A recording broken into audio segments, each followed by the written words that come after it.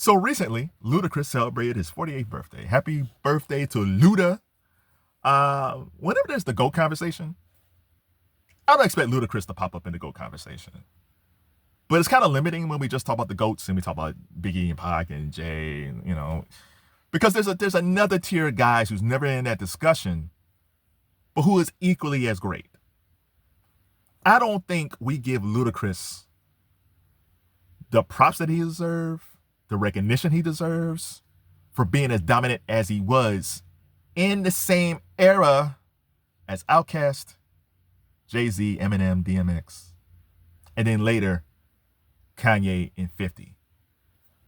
He was able to do this in the shadows of Outkast to create his own niche. In between Outkast and the trap music era, because that kind of started with T.I., in between that gap, between Big Boy and Andre and Tip, was Luda, who had his own distinct style. He didn't sound like Outkast. He didn't sound like Tip. He was his own unique thing. And one of the things about him is his wordplay.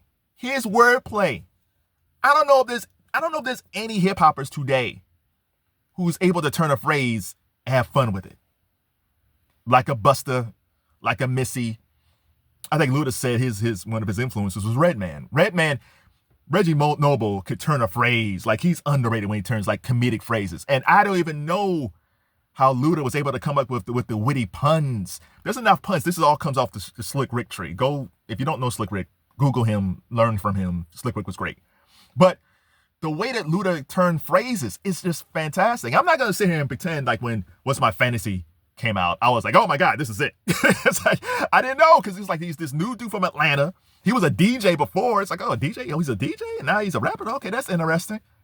But after a while, I want to lick it from your head to your toes. And oh, who's this guy? Do you have Southern Hospitality, Cadillac Grillz by the Neptunes that are...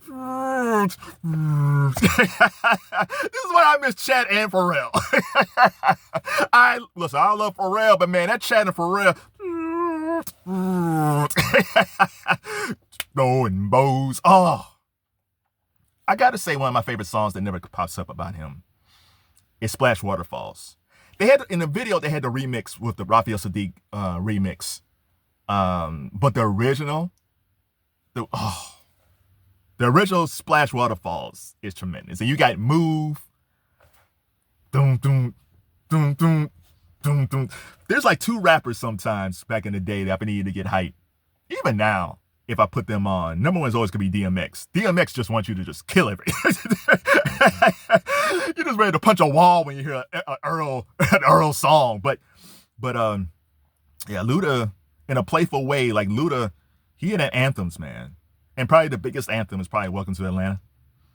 Like, when you're from a city and you're a rapper, there's no bigger honor is if you create a song that everybody taps into your city.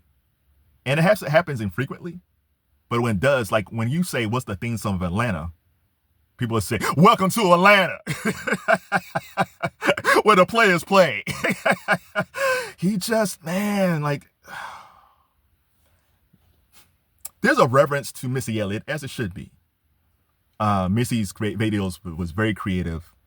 Her rhyme talent was very creative, just like with Luda. There's no one like Missy. Rhyming skills, video-wise, there's nothing like Missy. Same thing with Busta. Now, Busta's taken a hit over the years with his comments, but if you just go back to Busta in the 90s with his videos and the way that he rhymed and the energy and all that stuff, fantastic. I think we need to put Ludacris in that same conversation. All his videos was very imaginative. It's almost like he soaked up what Missy and Luda was doing and put his own spin. Like the whole thing with the big arms. Oh my God. He was almost the male equivalent to Missy in a lot of ways. More so than Busta. Like, Luda's really was the male equivalent to Missy Elliott in a lot of ways. He was very creative, but I don't think he gets enough. I think back in the 1-6 and Park era, he got that love. Especially him flirting with Free. Did he have like a chain or something? He had like a lock-in chain. He was flirting with Flea about whips. It was a little. I don't know if he can do that today, but back then, yeah, that was kind of crazy. But she was into it.